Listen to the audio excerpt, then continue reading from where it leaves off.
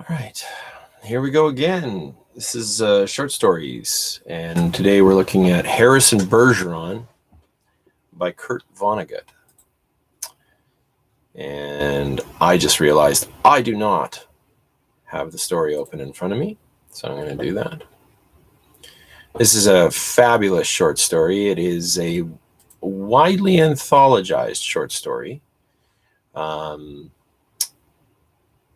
I read once that it is a student favorite for one of the, I think it's the Broadview.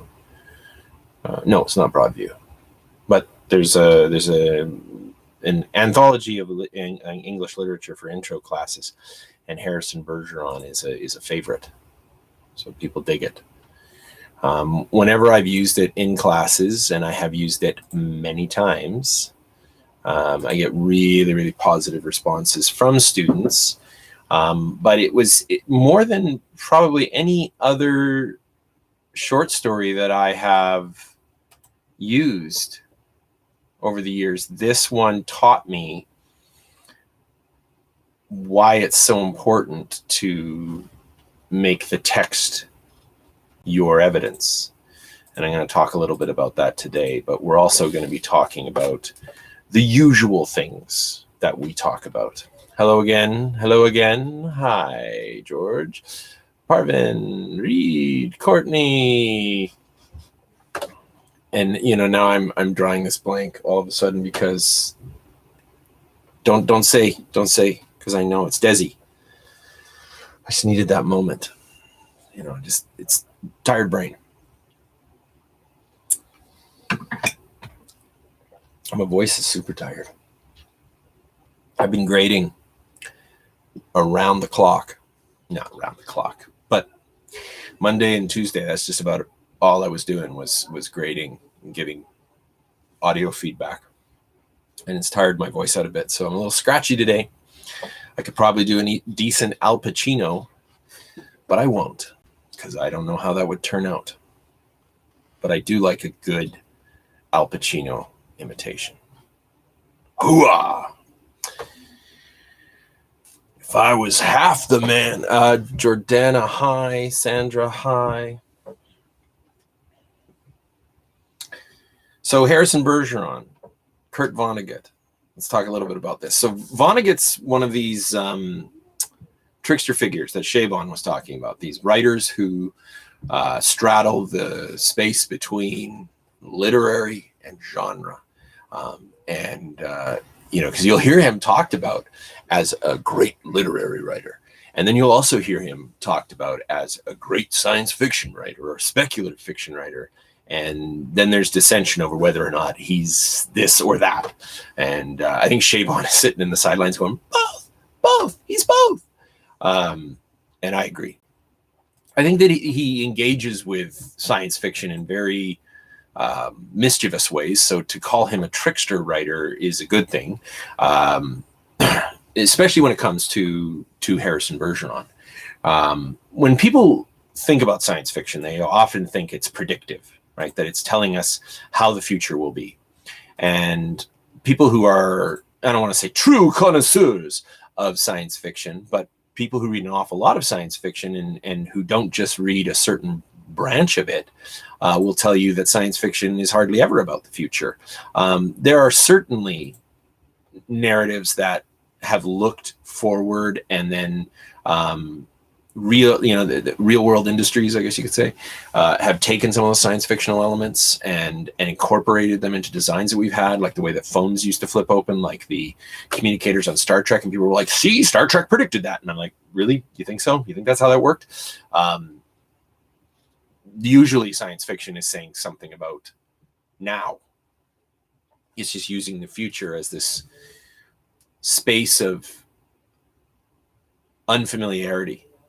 Frederick Jameson said that, science fiction defamiliarizes these, whatever it's talking about, and allows us to have a conversation about something that's going on in our world right now. And there's good evidence to suggest that Harris and Bergeron was a response to things that were going on in the world when when Vonnegut wrote it. So let's move on to the text. And I just want to start out by showing you the difference that we get when we go with tone. Okay, so we haven't talked a lot about tone this semester. I feel like that's something that gets handled in high school, but maybe I'm wrong about that. But here's an illustration of how tone can change the way that we read a text. And I especially want to do this based in an idea of like what readers' expectations are. So if I tell you that Harrison Bergeron is science fiction or that Kurt Vonnegut is a science fiction writer, then maybe you come in to reading Harrison Bergeron, and this is the voice in your head. The year was 2081, and everybody was finally equal. They weren't only equal before God and the law. They were equal every which way. Nobody was smarter than anybody else. Nobody was better looking than anybody else. Nobody was stronger or quicker than anybody else. All this equality was due to the 211th, 212th, and 213th Amendments to the Constitution, and to the unceasing vigilance of agents of the United States Handicapper General. Some things about living still weren't quite right, though. April, for instance, still drove people crazy by not being springtime. And it's right there that the record scratch comes in for me. So I remember really serious. And I got to that line. And I went, because that was the voice in my head, was like serious trailer guy. April, for instance, still drove people crazy by not being springtime.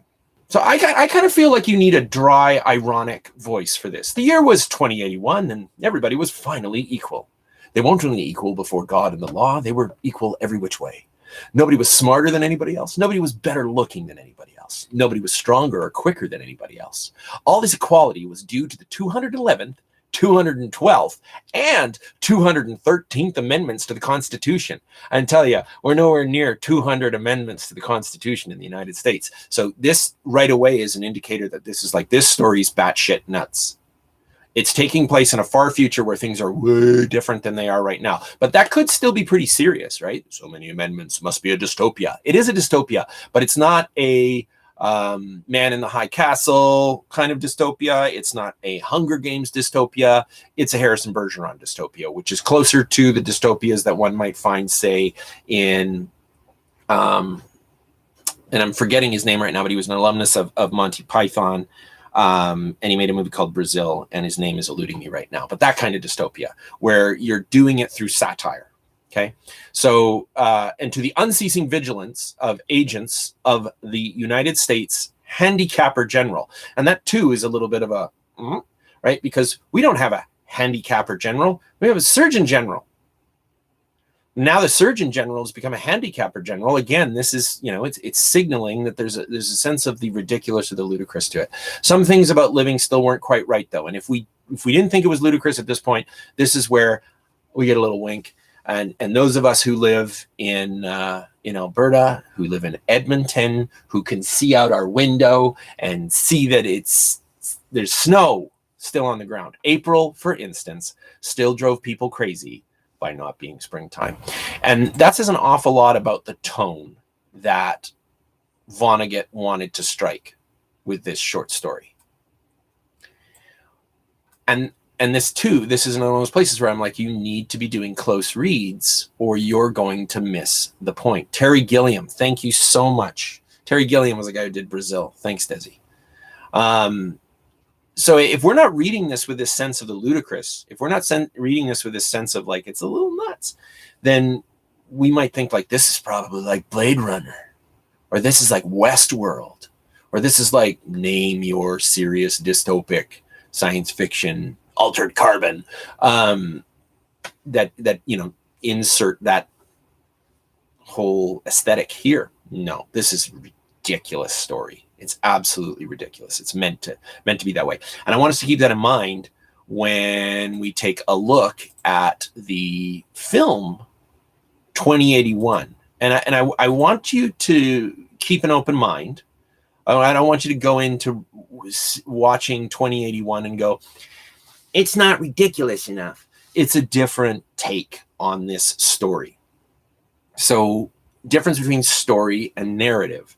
you can have multiple versions of a story. So Little Red Riding Hood has been turned into multiple narrative iterations. We have lots of individual versions of Little Red Riding Hood, but the story itself sort of exists independently of those. We have these different narrative versions. There is a story in Harrison Bergeron, and 2081 takes it and generates a distinct narrative. It is different from the one that we see in Harrison Bergeron. And this is both a study of, you know, how does a book get turned into a movie? What does that look like? What happens when we take prose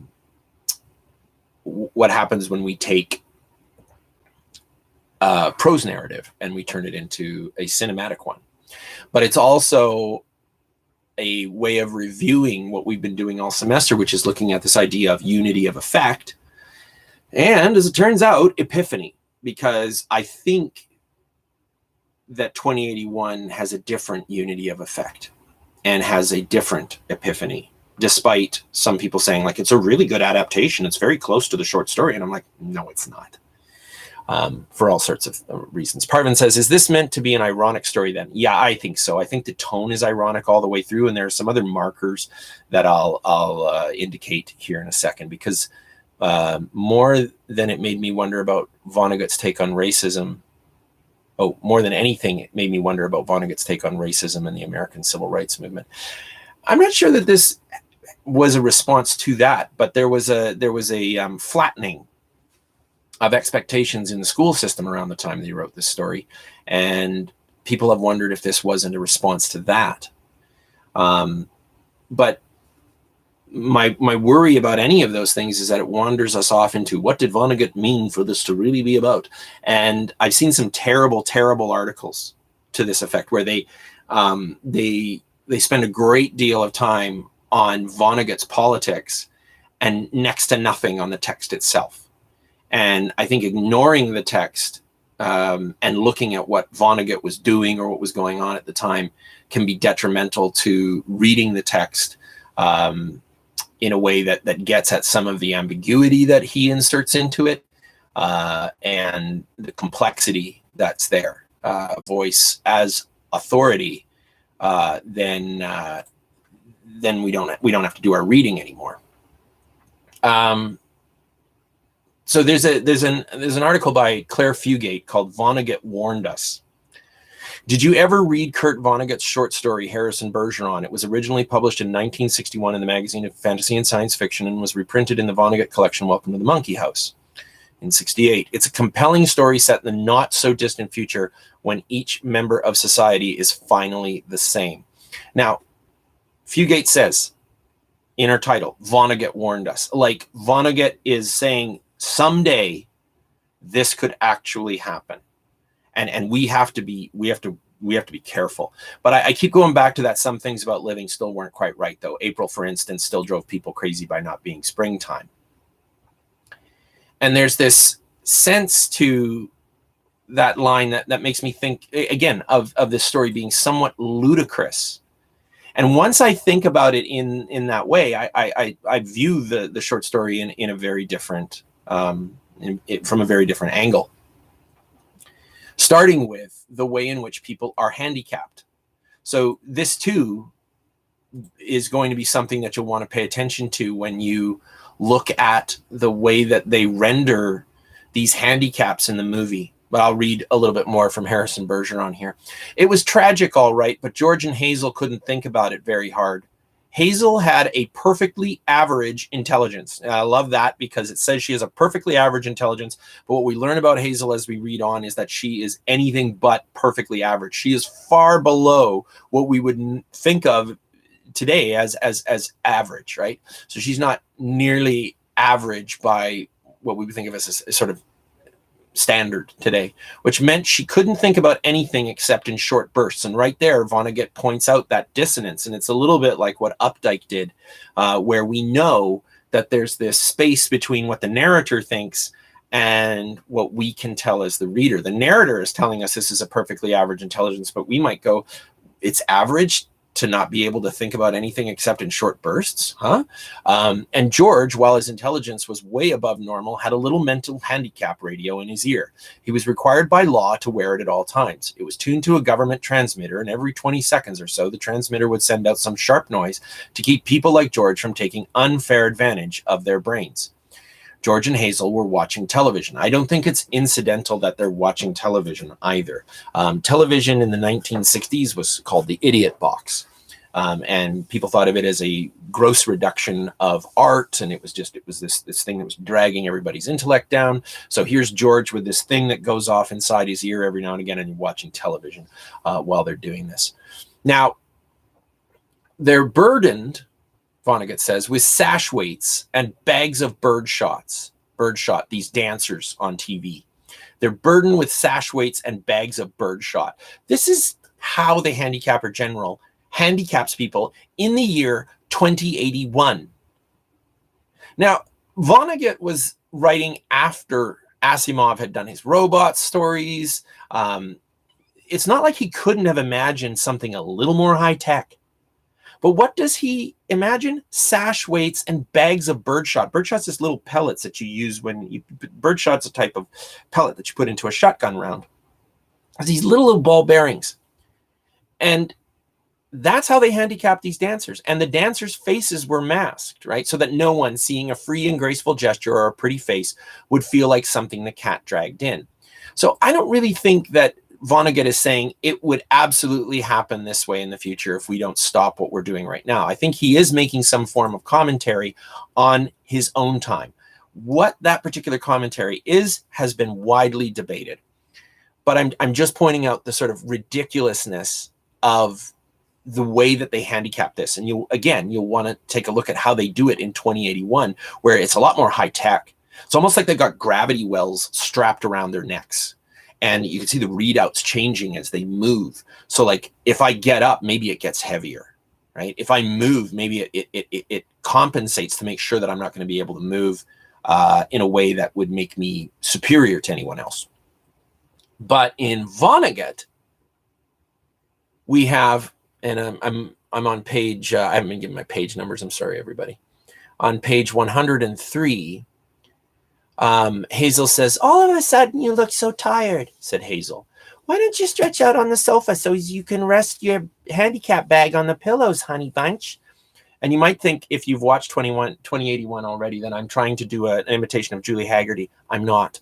I have a very particular voice in mind. I'm not a great imitator of her, but I have a very particular voice in mind, and I'll tell you who that is in just a little bit. She was referring to the 47 pounds of birdshot in a canvas bag. Woo! 2081, super high tech, 47 pounds of birdshot in a canvas bag. It's ludicrous. And it's like Vonnegut is going, do you see how ridiculous this is? I'm intentionally making this ridiculous to distance us from the idea that this is some future reality that might happen rather than him making a satirical comment on his own time.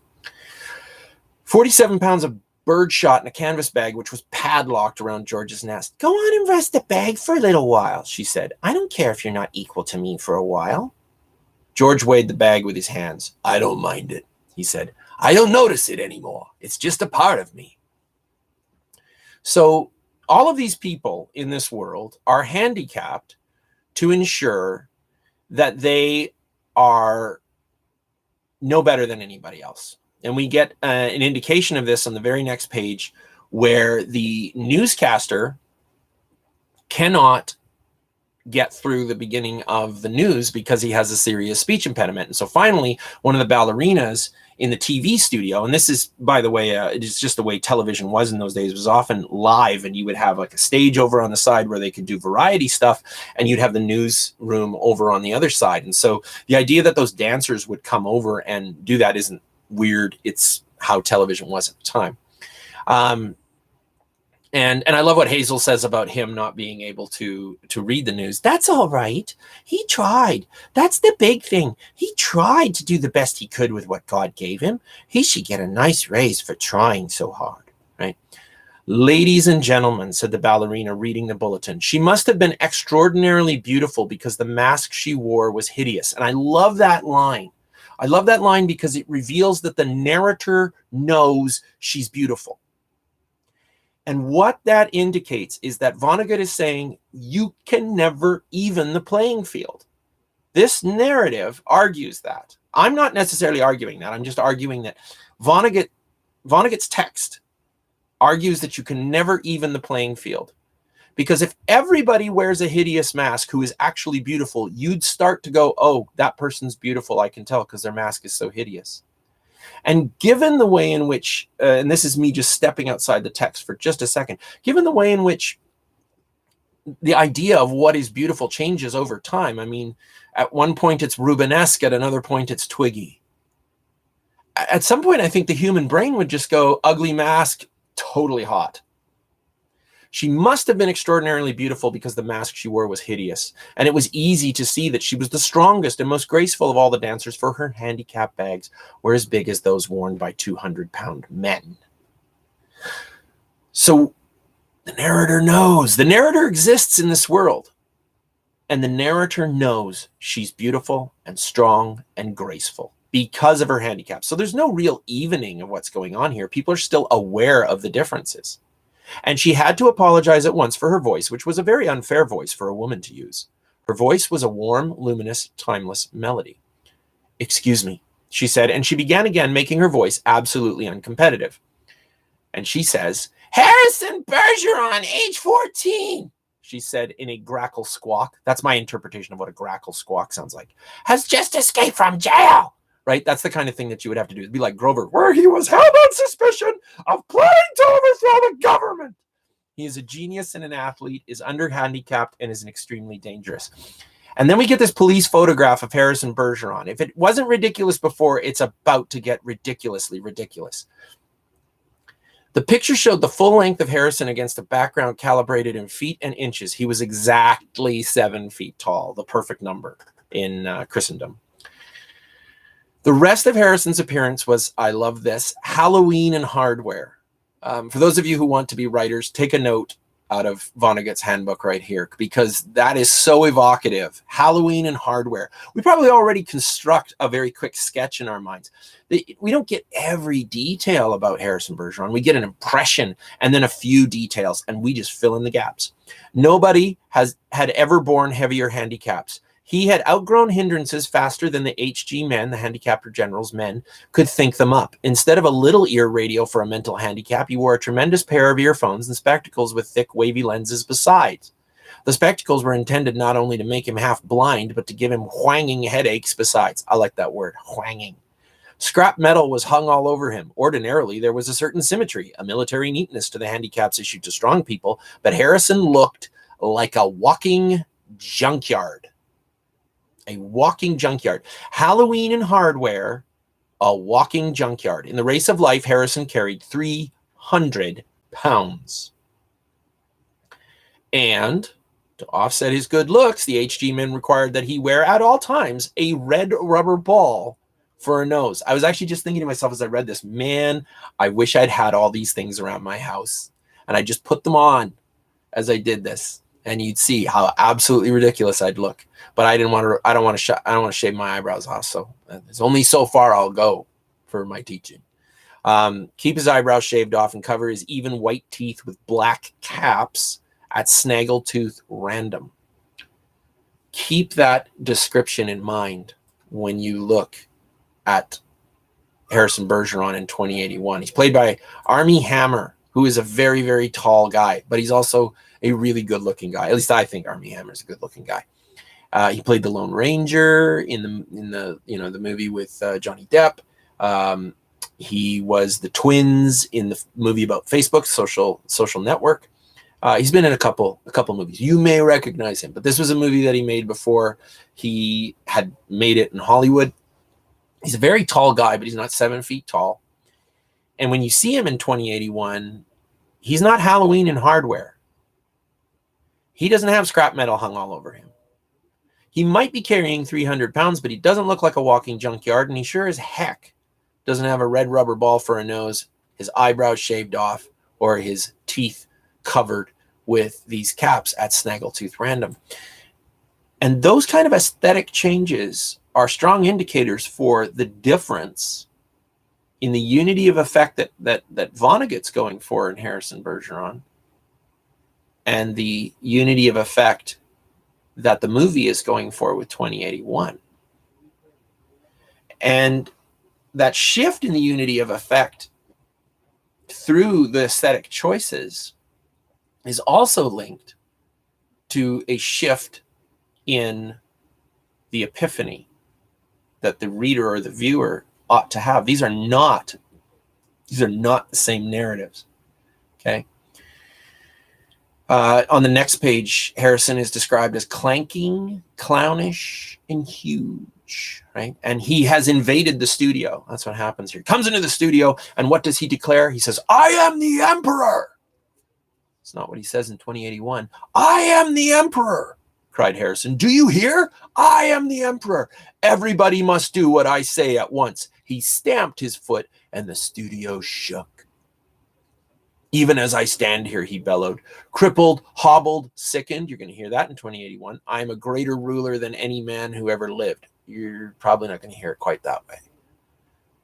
"Now watch me become what I can become." Harrison tore the straps of his handicap harness like wet tissue paper, tore straps guaranteed to support 5,000 pounds. Harrison's scrap iron handicaps crashed to the floor. Harrison thrust his thumbs under the bar of the padlock that secured his head harness. The bar snapped like celery. Harrison smashed his headphones and spectacles against the wall. He flung away his rubber ball nose, revealed a man that would have awed Thor, the god of thunder. Especially now that we know what Thor looks like. Looks like Chris Hemsworth. No, I'm joking. "I shall now select my empress," he said, looking down at the cowering people.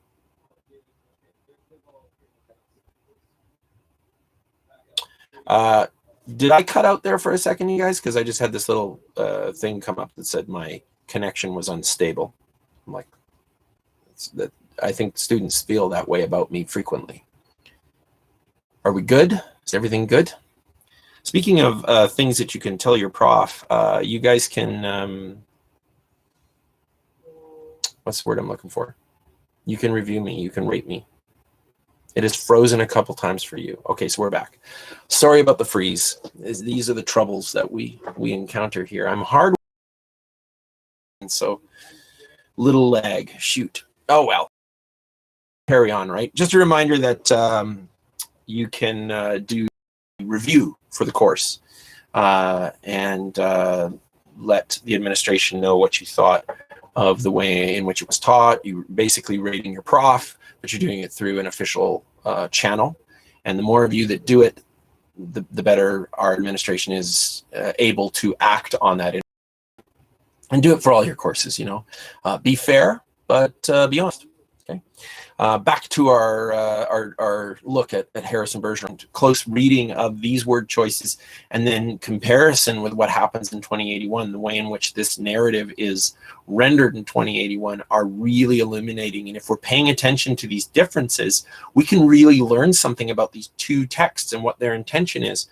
So this, as I say, is a study of the unity of effect, and a study of what Vonnegut is up to with the epiphany he wants us to potentially have, or the one that's in the text. But it's also a study of how we can read adaptations.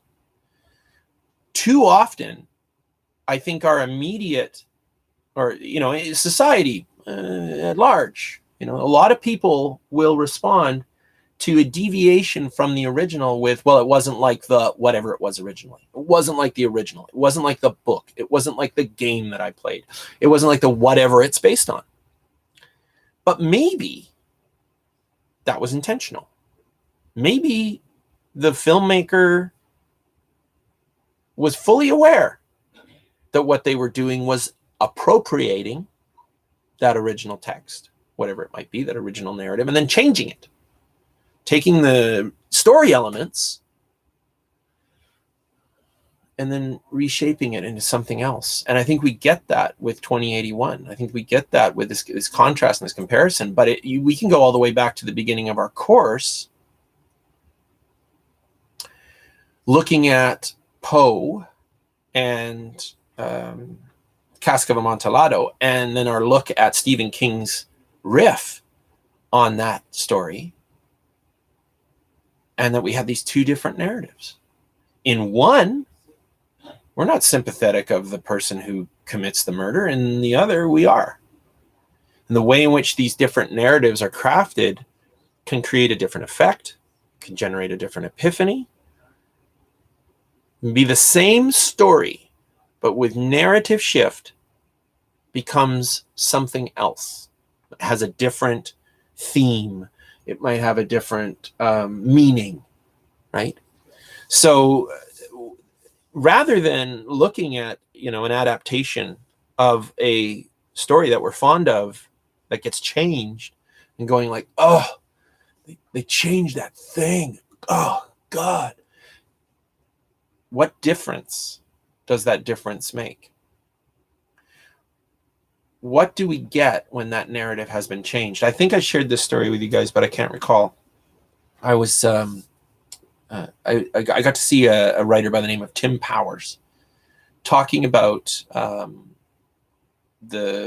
think it was the fourth Pirate. Yeah, it's the fourth Pirates of the Caribbean movie, which was based on his book, which is called On Stranger Tides. It's a fantastic book if you're looking for a wonderful pirate read. I highly recommend it. I like Tim Powers' writing very much. He's a great guy.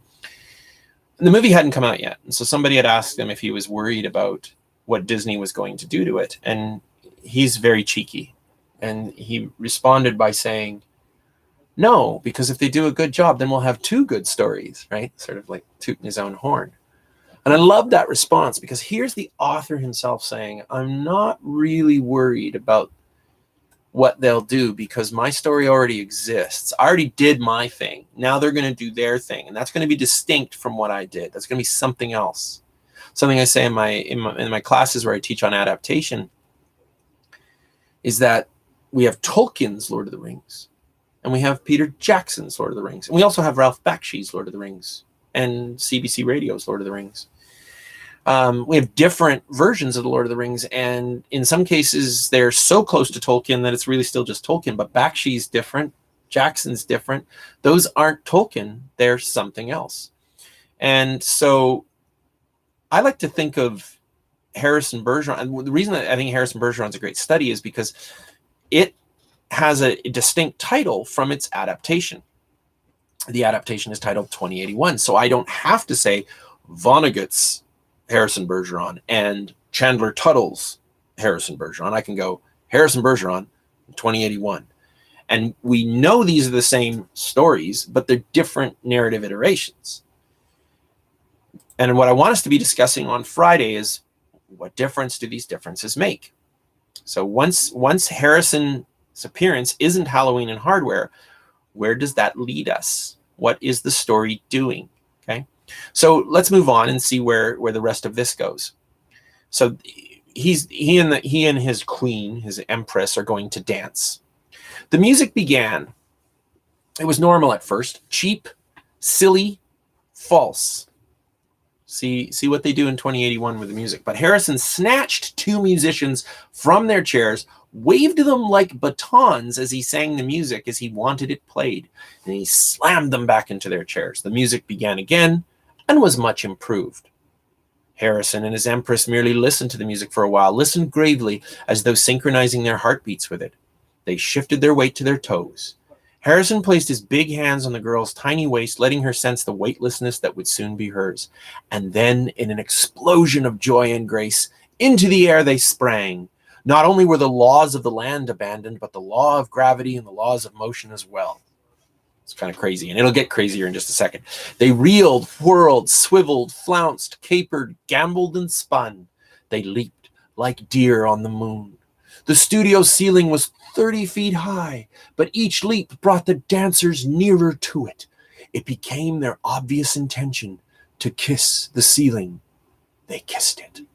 And then, neutralizing gravity with love and pure will, they remained suspended in the air, inches below the ceiling, and they kissed each other for a long, long time.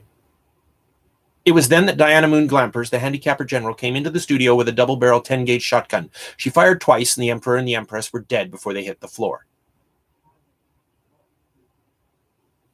That's how I think that should be read. because the way that Vonnegut gets that language going, it's like, oh, and you can just hear it, da na na na na na na na na, and then they float up, bump bump bump bump, and then in walks Diana Moon Glampers, blam, with a double barrel 10 gauge shotgun.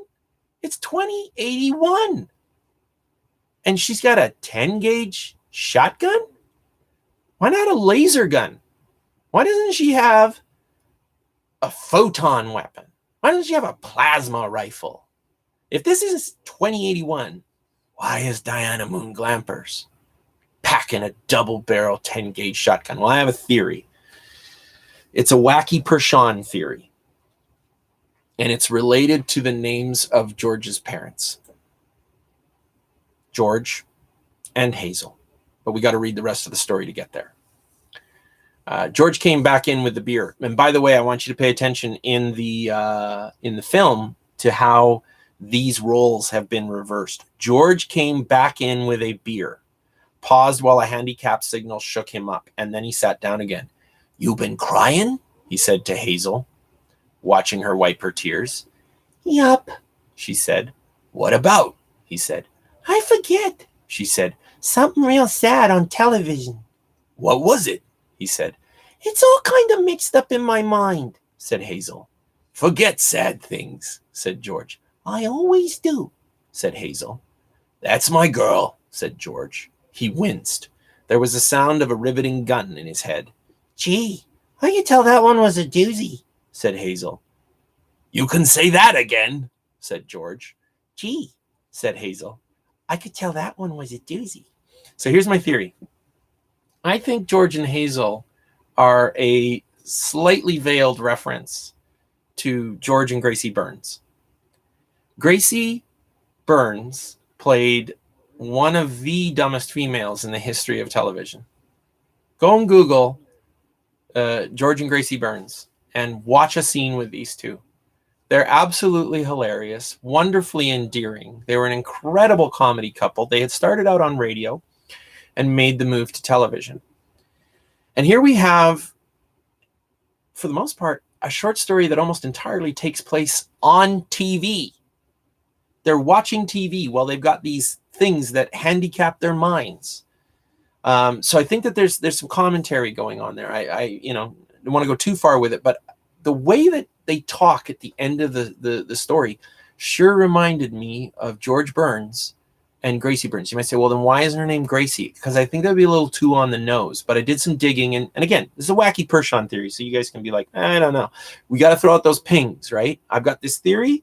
Throw out those pings and see if they come back. So I did some research into Gracie Burns. Just to see, did she ever play somebody named Hazel? No, but her sister's name was Hazel, and you might be like, okay, whatever. No. Her sister, who she performed with, and she was initially part of a trio involving two of her sisters, and one of those sisters' names was Hazel. So this is my theory, and I think, this is my other wacky theory, I think that the reason that Diana Moon Glampers comes in with a double barrel shotgun is Looney Tunes. I think that them floating up to the ceiling is a Looney Tunes moment, and I think that Diana Moon Glampers is 100% like an Elmer Fudd coming in and just... It's a ridiculous vision that anybody could float up, that they would float up to the ceiling. This story completely abandons realism. It engages in this absurdity, perhaps as a way of indicating that some of the things that it's talking about are absurd.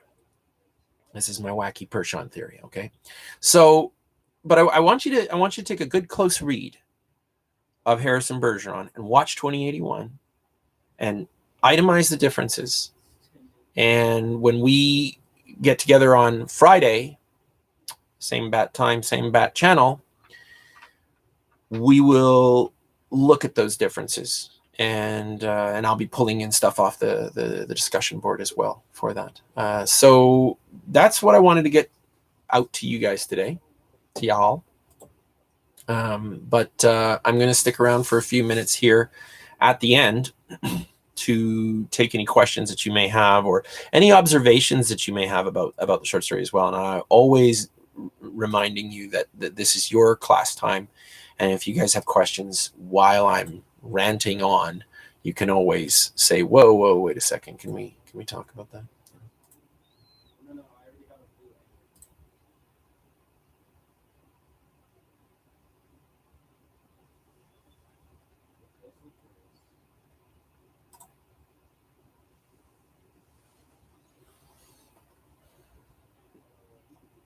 I have short story anthologies behind me. I realize I need to space these things out because my head's like, but I've been dressing the set all day. So I'm like trying to make it a little more thematic rather than just random crap in the background.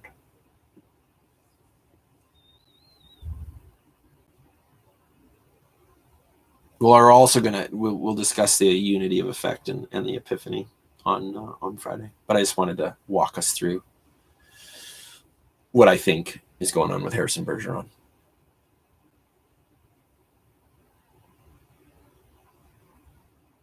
I read this as an almost satirical response to people who catastrophize equality initiatives.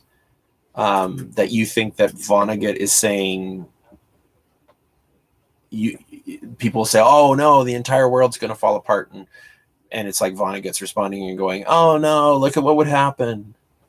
I don't know. I don't know if I would think of it. I think that it looks to me like somebody going, if we do this, we never even the playing field, because if you have somebody like Harrison Bergeron, he's still going to be exceptional and he will go beyond those boundaries. But when he does, it's going to be monstrous.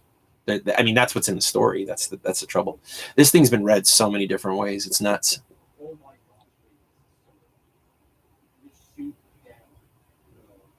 Yeah, that's true, Sandra. And a number of my students have said that. They say, well, how would they have a shotgun? How would they have anything more than a shotgun? Because everyone's intellect is equalized. That's fair. Pay attention, by the way, to Diana Moon Glamper's costuming all the way through the film. There's an interesting shift.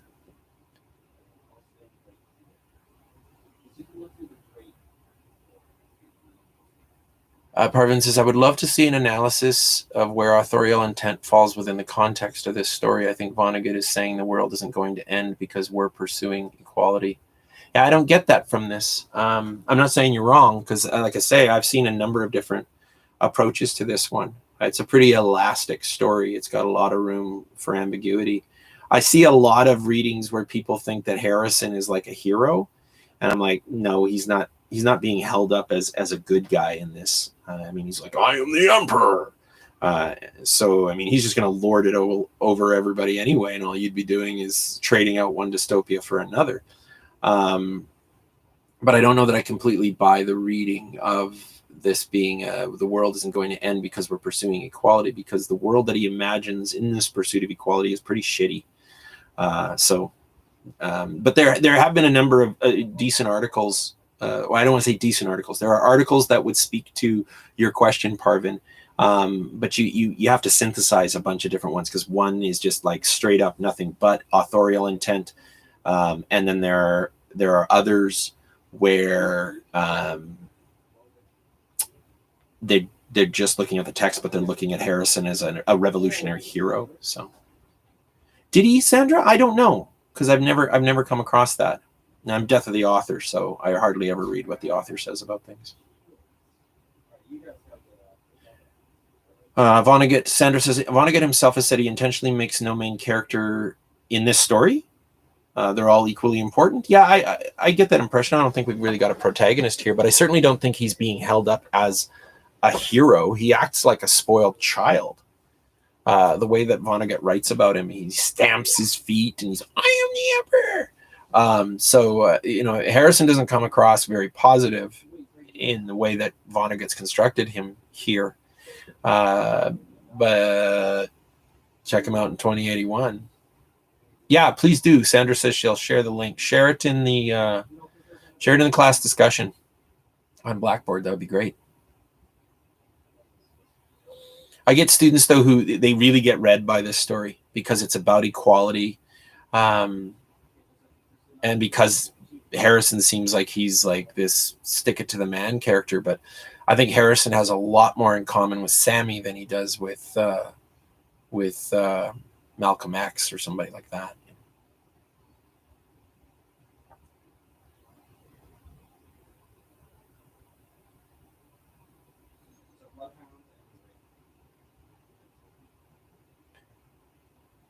Any questions? Any other comments? Any other thoughts? So Jordana says, I feel like I got read by the story, but more so for George than Harrison. Tell me more. How did you get read regarding George? I've had students who say, like, maybe this is predictive about iPods. I remember when iPods and iPhones were, everybody had their earbuds in. People were like, I think this is about that. And I'm like, I don't think Kurt Vonnegut was casting forward to know that we were all going to be under our headphones. If he was, then he was already thinking about Walkmans in the 80s.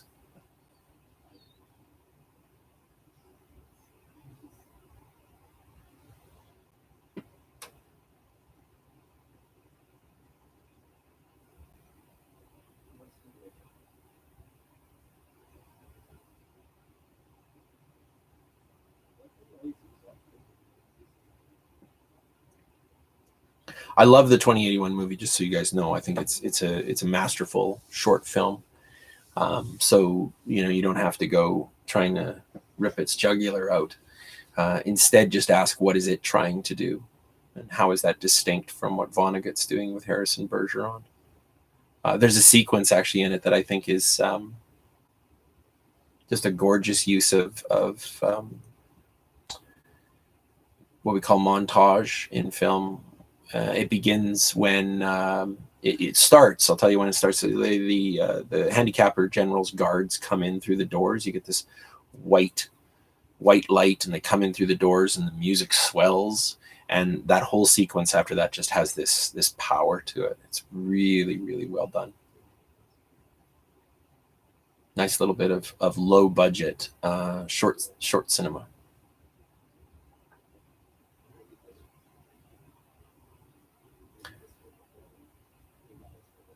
If you want, Jordana, you can add your read where you're saying I got read by the story, but more so for George than for Harrison. You just add that to the discussion thread. In case it's taking, like, if you're like typing madly, I don't want you to lose all of that. Yeah. And we'll pick this all up on Friday. So thanks everybody for hanging in, coming by. I wanted this, by the way, so that you know, this was going to be our review. This was always going to be the review at the end of the course, was a look at Harrison Bergeron in 2081, because it was another one of these instances where we have two narratives, same story, just like back at the beginning of the course with Poe and King. Unless there are any other comments or questions, I will sign off. Say to all of you, have a lovely Thursday, a wonderful Wednesday night, and a fantastic first part of Friday. And I will see you at 2:00 on Friday for 2081.